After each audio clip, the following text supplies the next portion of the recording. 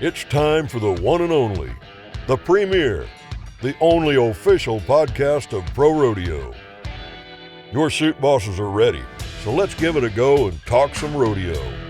Hello, everyone, and welcome back into another episode of the Chute Bosses, the official podcast of Pro Rodeo. It's Tanner Bart, Tracy Rink, and we have another great show coming your way here on today's episode as we lead into March. Now, Tracy, it seems like we were just talking about the NFR, and now it's March. You know, the Texas rodeos are slowly starting to wind down, too. Yeah, I mean, we've gone through Fort Worth, San Antonio, now Houston's on the horizon, and then San Angelo. I mean, those rodeos together pay a ton of money for the winter run, and I mean, as you and I spoke, I mean, they mean so much for those guys trying to get to the NFR when if you can get a big lick at one of those huge Texas rodeos. Yeah, you throw Austin in the mix as well. It's like, you know, you have a chance to win $150,000, and a guy that might have a chance to do that is going to be our guest here on today's show. We're going to sit down with Shad Mayfield, the 2020 PRCA World Champion, Tracy, and we just wanted to talk with Shad because he's having the best start to his career ever. You know, he has almost $96,000 won. Which says a lot because in 2020, he was way ahead of the curve. Yeah. Granted, it was during COVID, but he was so far ahead of everybody else, and he ended up ultimately hanging on for the win. He didn't have a great NFR in Arlington, but the way he's going now, if he can keep his momentum going, I just don't see how he'll be stopped in Vegas because he had a decent NFR last year. He's kind of figured it out. And if he can maintain that, as talented he is, he'd be tough to beat. Yeah, and we're going to sit down and talk with Shad, and, you know, that's one of those things we mentioned where, you know, he's dealing with 2 hip injuries right now. How's that going to affect him? We'll ask him about that a little bit and just kind of go from there. But as we always do, we'll start things off with our Pro Rodeo props and start it off with the special family and the sport that you love, Tracy, and the event you love here in rodeo. We're going to go with the Fisher family. They're going to get our Pro Rodeo props, put in on the Vin Fisher Jr. steer roping. All proceeds go into education, to a scholarship fund. That family's doing a lot for not only the sport of rodeo and steer ropers, but for education in the state of Texas. Yeah, Andrews High School, Andrews, Texas is where the family's from. They've been there for probably 100 years, the family, the homestead, and they give deserving seniors from Andrews High School scholarship money. They raise money from the Vin Fisher Memorial steer roping they do. This would be the 9th annual this year that's coming up. It's been around for 13 years. Last year they give away $35,000 in scholarship money. And I mean, that means a lot to someone that, you know, absolutely. depending where you're going to school, and you know, they have to qualify. They don't just randomly hand out, but it's eligible seniors, and they don't have to do this. I mean, the Fishers do it because they love steer roping, and they love Andrews, Texas. I mean, they're great people, and they've helped out tons of people in the rodeo arena that, you know, probably no one knows about it, and just because they're good people. So it's glad to see they do something deserving like this, and that steer roping event this year is the largest steer roping event in the history of PRCA for a signature standalone steer roping. 96 competitors. Yeah, that's absurd. 96 ropers will go to Andrews, Texas. Chance there to find a way to walk away with the win, and then there's also a golf tournament. So a lot of great things. So make sure if you're down in that area, go down, check them out. That'll be going on this weekend. I guess that would be the March 7th through the 9th down there in Andrews, Texas. So you can check that out if you're going down there.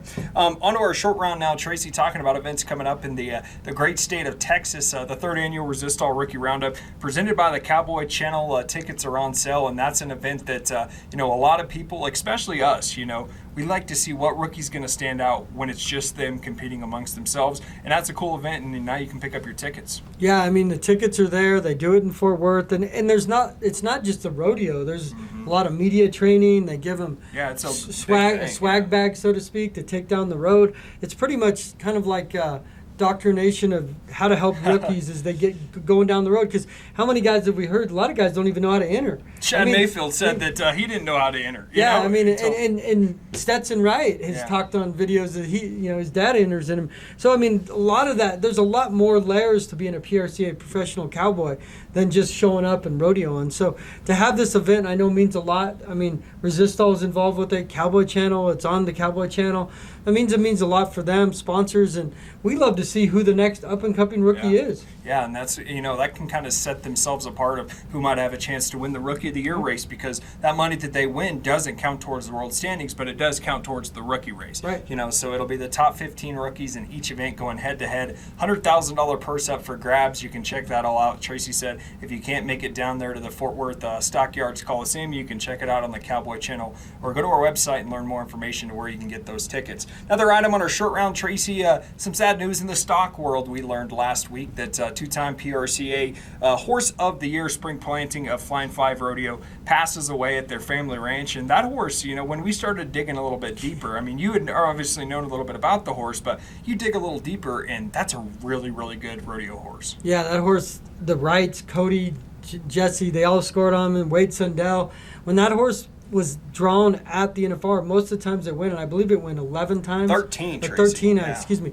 Most of the times the horse win, it went twice at the NFR, which some do, some don't. But round 5, round 10. Yeah, but I mean that was a money horse the guys were trying to place on, and it helped guys to championship runs, and that was the horse. Even Isaac Diaz said one time he got Horse of the Year. It's the one everybody wanted. It's one that if you knew if you did your job, the horse was going to do its job. And Spring Planting's one of those ones. I know that you had a chance to talk to Chad Hutzel, and he says they're fortunate to be in a rodeo, but it's also fortunate to get a horse like that ever in your lifetime. Right. That wins 2 Saddle Bronc Horses of the Year. Takes guys to the pay window, and obviously when we posted that story about the horse passing, a ton of people responded to it because it was, athletes stick around in pro rodeo, but so do our stock athletes as well, and they're remembered for the work they did inside the arena as well. Yeah, and I mean, to live, I believe the horse was 22, if I'm thinking right. I mean, that's a long time to live, and I mean, he was still rodeoing up to a couple of years ago in Reno. Yeah. Zeke Thurston was winning. 22, I think. Winning rounds at the Reno rodeo on the horse. So I mean, that just tells you the horse wasn't like fading out. It was still strong. I mean, it had an accident a couple years ago that kind of set it back. That it'd probably still be going, but it left its mark in rodeo, 2-time Horse of the Year, and can't say enough about that horse. Yeah, no doubt about it. And we transition now from talking a little bit about stock to talking about some guys that know stock well, that ride stock well, and have competed on the biggest level. It's time for our 8 question segment, Tracy. And this time we're going to sit down with a good friend of yours, and we already gave him a shout in the Pro Rodeo Props. We're going to sit down with 20-time National Final Steer Roping Qualifier, Vin Fisher Jr. for our 8 question segment. Yeah, Vin's just a fantastic guy. I've known him ever since I've been here because I've been to every steer roping final since I've been here in 13. So I've got to know those guys. They're an older group, necessarily easy going, and he's just a super fantastic guy. But some of the questions I wanted to ask just to give people kind of an insight on Vin, but he played along great, and it's good for people to get to see him in this kind of environment. No doubt about it. Here's our 8 questions with Vin Fisher Jr. How many times have you been to the NFSR? As a contestant, 20.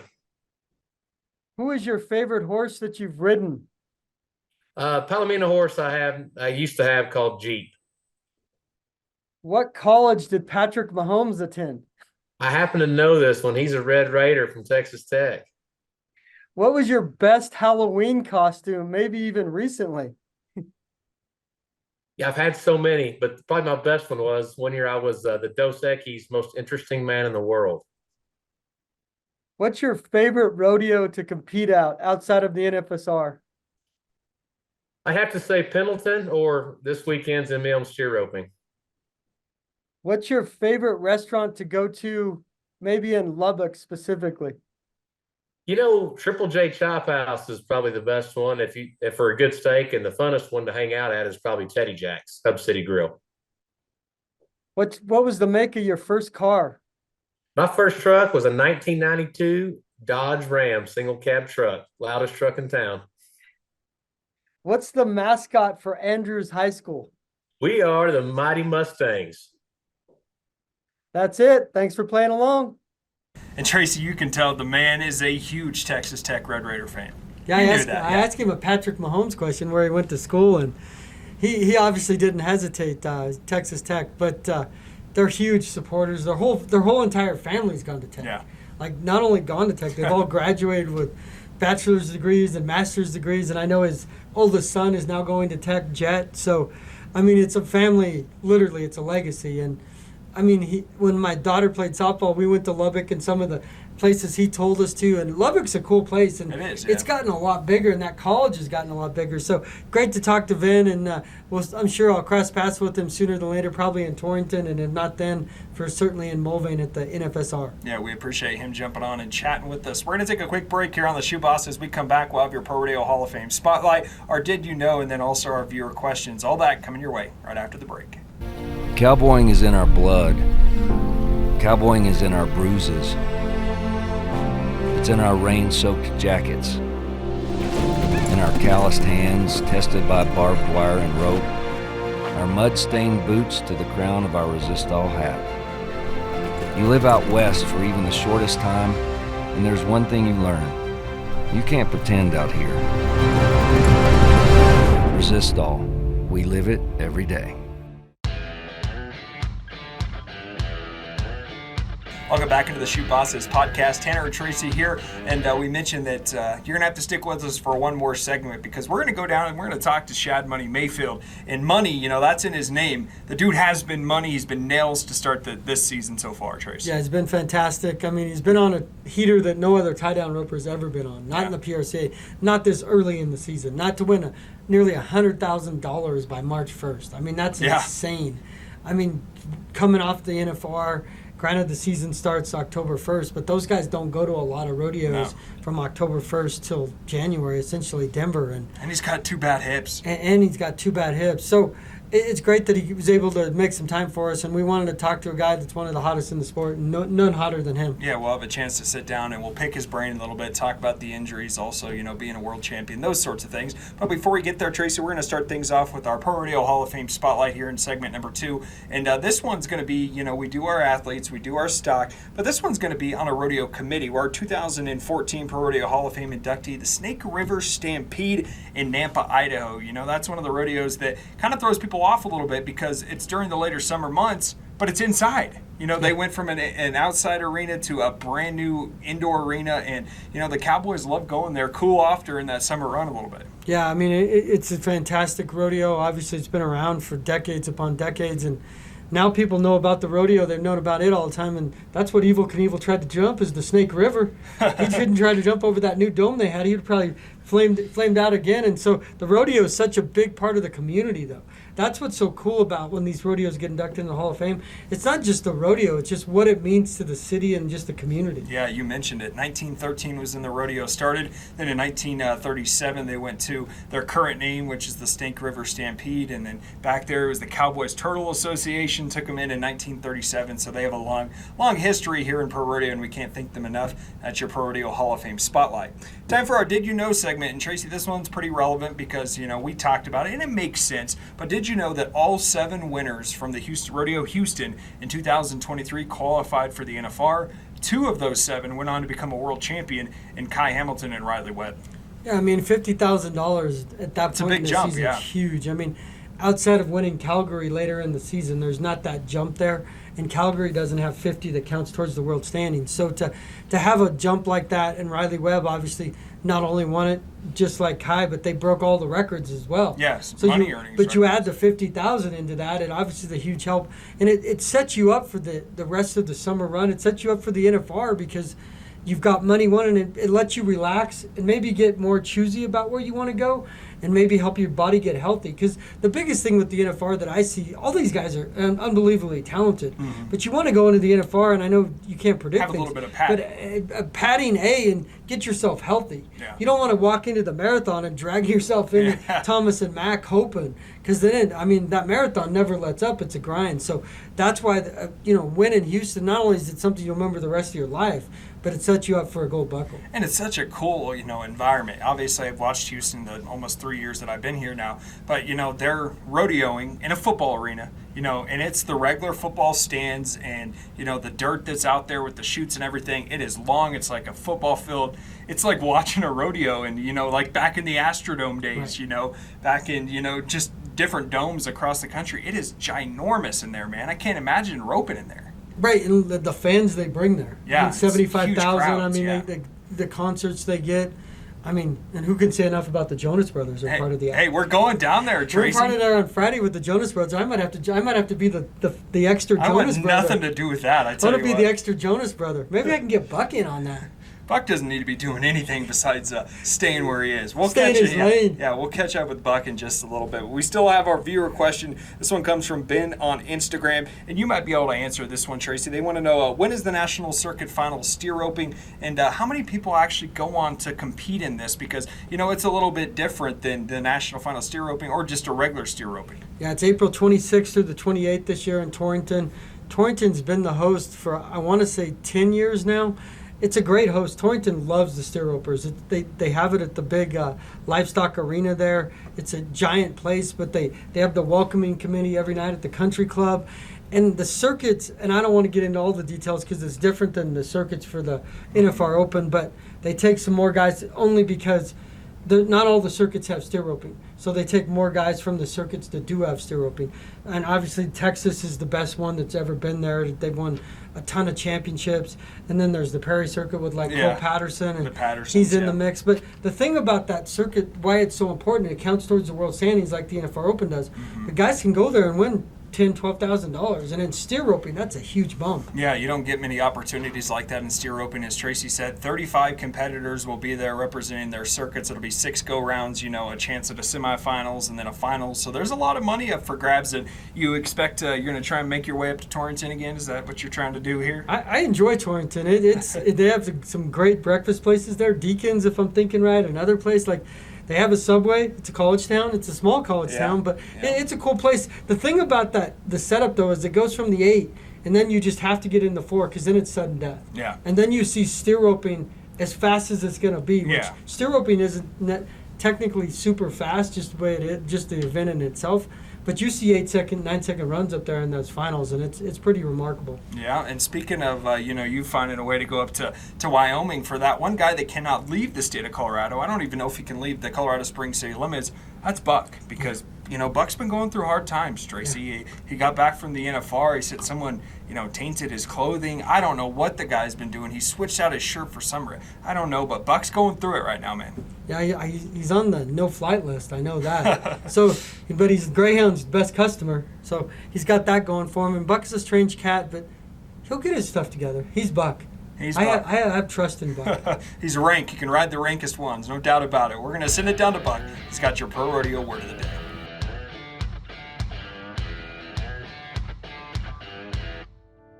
I'm Buck, official correspondent for the Chute Bosses.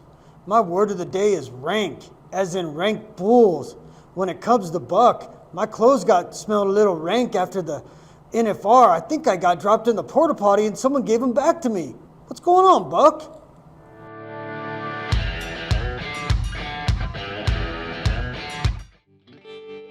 Farm life means always hoping for the best, but planning for uncertainty. You have to be ready for the next everything, the next dawn, the next season, the next harvest, the next technology, the next challenge, and the next generation. No matter what comes your way, we can help keep you ready for the next.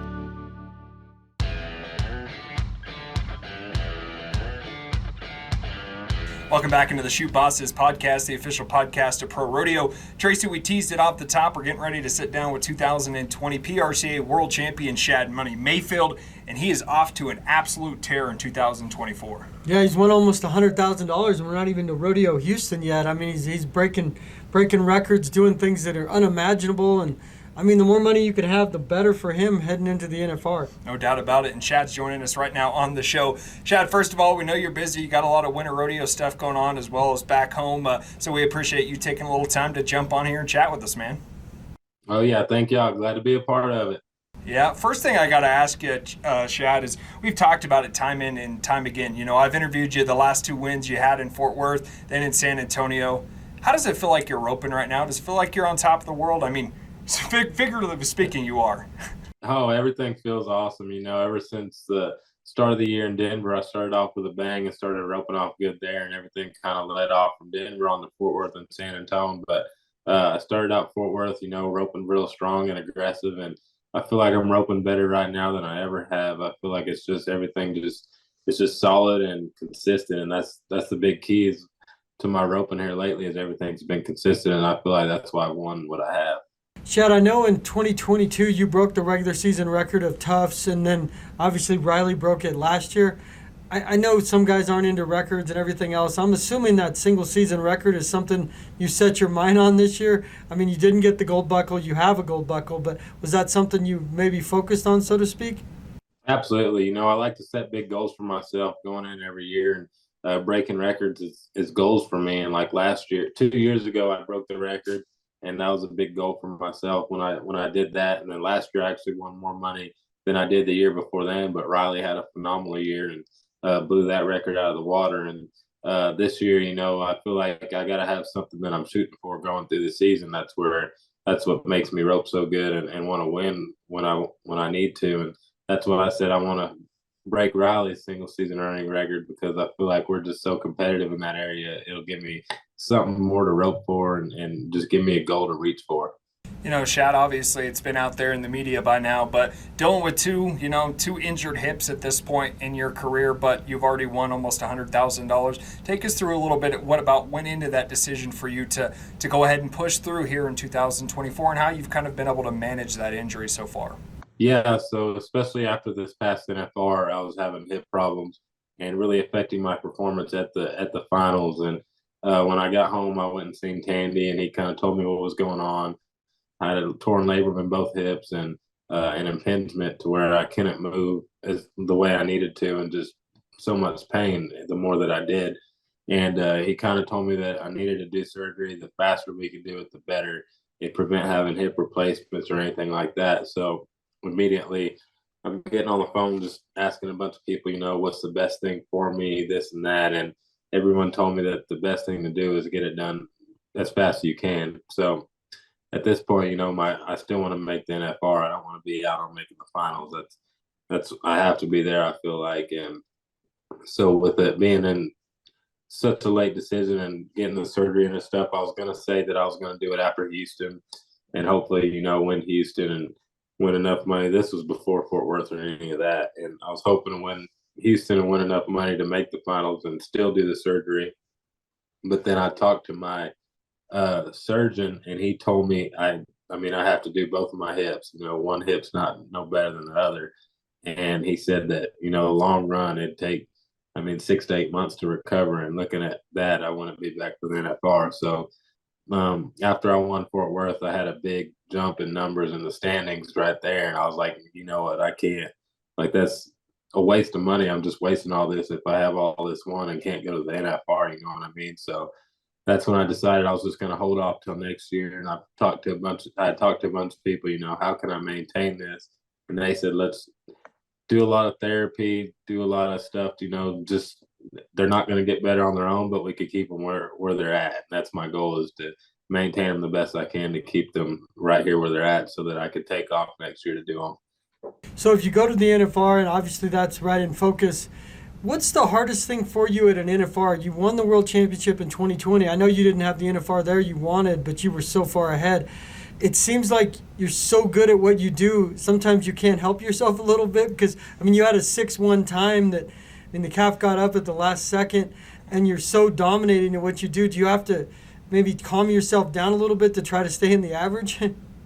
That's this year I felt like I really figured out the National Finals Rodeo and especially my roping in a lot of other ways. And Fred Whitfield, he went out there with me and helped me a lot. And I thought I had a great finals, and roping wise, I didn't get in the average because I had a no time, unfortunately, on round 3. But after that, I felt like you kind of got to see what I'm actually capable of in there. And I kind of let loose and got comfortable. I ended up winning 2 go rounds and had a calf get up to be 6-1, which was, that was big for me. That was a huge confidence booster. That was what I really needed, even though she got up. It's still, to me, that calf, I was still tied in 6-1. And I never forget about that run. And especially the past NFRs, what's gotten me is I let one mistake or one error just drop the rest of the rounds and ruin the rest of my week. And that's what I overcame this year, is after a bag go in round 3, I overcome that to win round 4 and place in round 5, round 6. And then even when the calf got up, I come right back and, still did good. And the biggest thing was I came out winning round 10. And that was the biggest thing for me, is that, you have to tell yourself you got to forget that last round and keep moving forward. Shad, you mentioned it off the top there, but how much has Fred Whitfield meant to your career, as well as just, being an up-and-coming tie-down roper?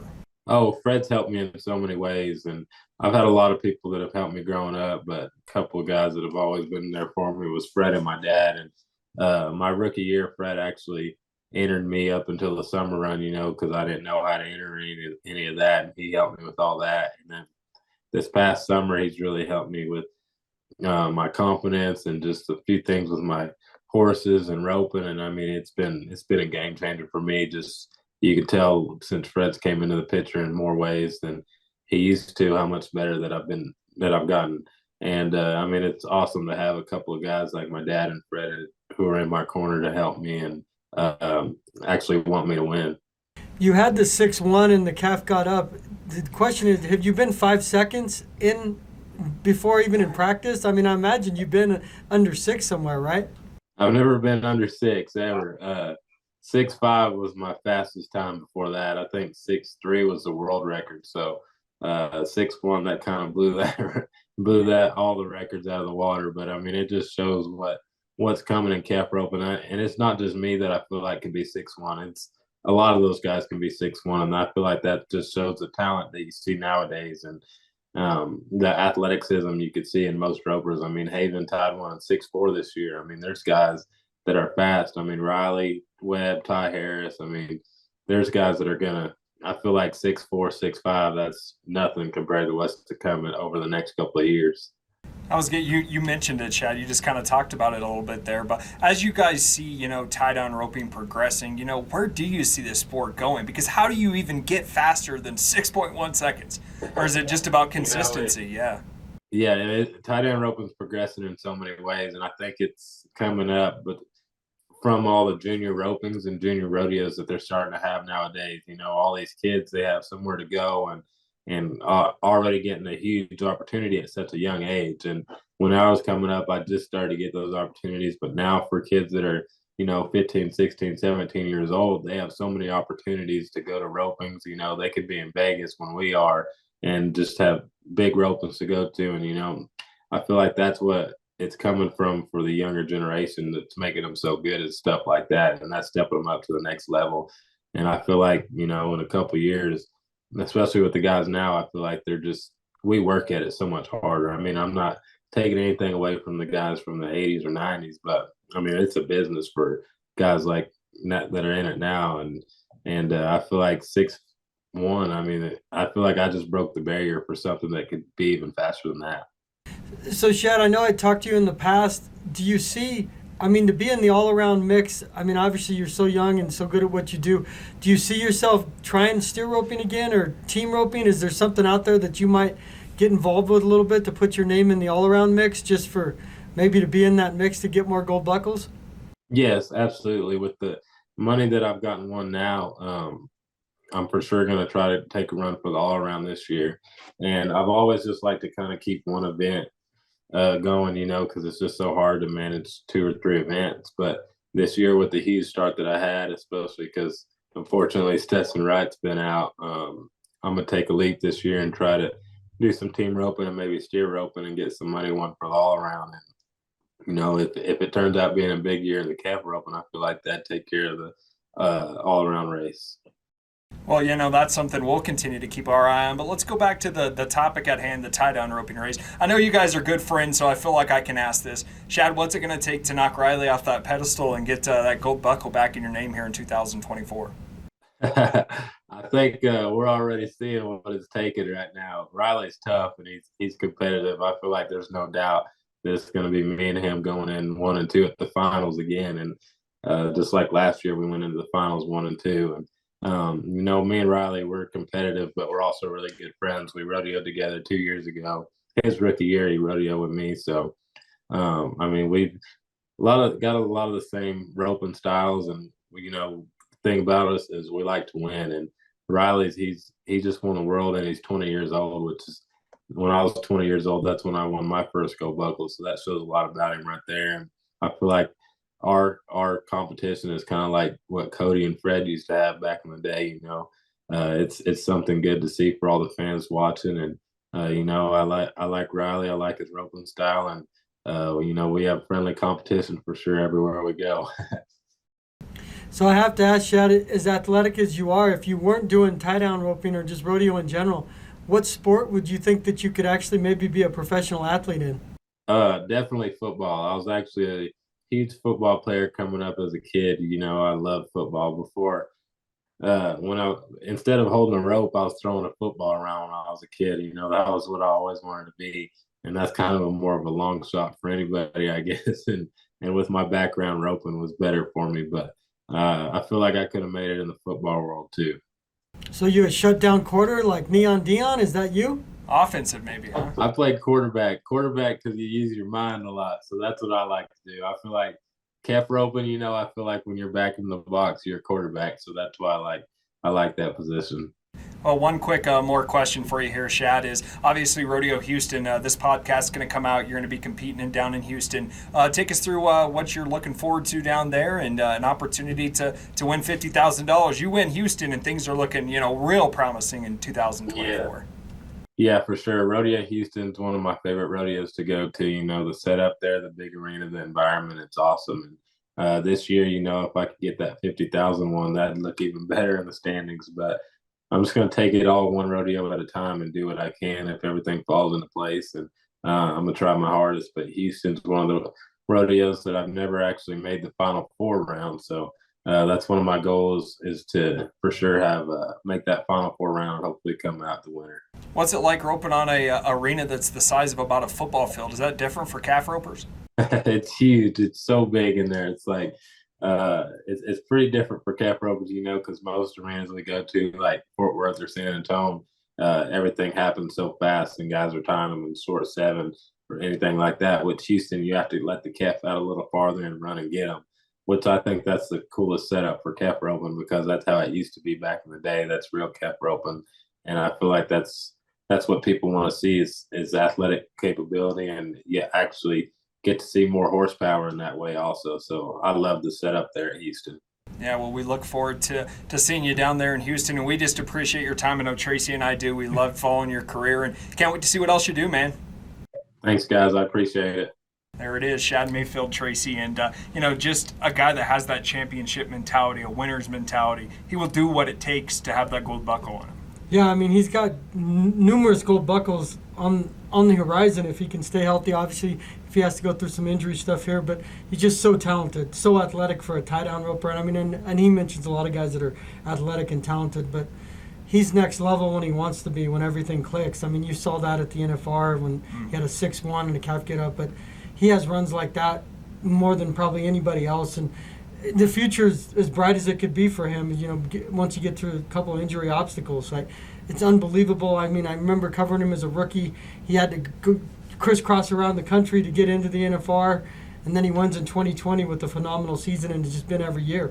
Yep, no doubt about it. Can't wait to see what Shad does, and it's going to be a ton of fun to watch that play out, because it's going to be one of those races that he said him and Riley Webb fight to the finish. But if Shad Mayfield finds a way to win a lot of money in Houston, Tracy, it puts himself a pretty wide margin there. Right now he has a $54,000 lead. Right, and the coolest thing would be, as he brought up, can he stay in the all-around race? Because I want to watch that, yeah. Because then right there you get in the all-around race. There's guys that can win a ton of money at the NFR. I mean, like Kai Hamilton, guys like that, Les Stetson, but can they win enough money to pass him if he has an amazing season? Because he just needs enough money to qualify for the all-around. Obviously, he's not going to qualify for the NFR in 2 events, but can he get to a total? $3,000. Yeah, can he get to a total that's unreachable by someone else because that door is wide open, which we've said. Yeah. Stetson's left the door open with injury, and I mean, guy like Caleb Schmidt retires. Caleb Schmidt's out of the mix, so to speak. So, I mean, it's right there for the taking, and he's the guy that can win enough money to do it. No doubt about it, and we can't wait to see what Shad does. That's going to do it for another episode of the Chute Bosses. When we come back, we'll have much more coverage, whether that's the Houston Rodeo coming up on the next episode, so make sure you stay with us and follow the Chute Bosses on all your favorite podcast platforms. Until then, keep on rodeoing.